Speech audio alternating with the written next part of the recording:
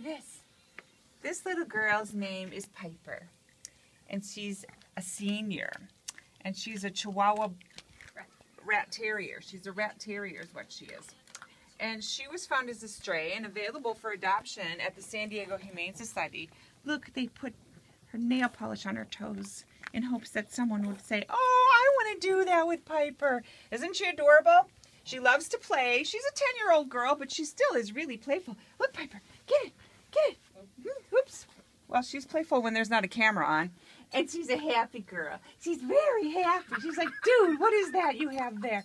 If you would like to find out more about Piper and how you can bring her into your home, just jump on our website at magic925.com. Don't worry, he's not going to get you.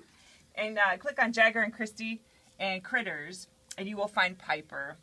Give her a home. She's a sweet girl. She's only $25.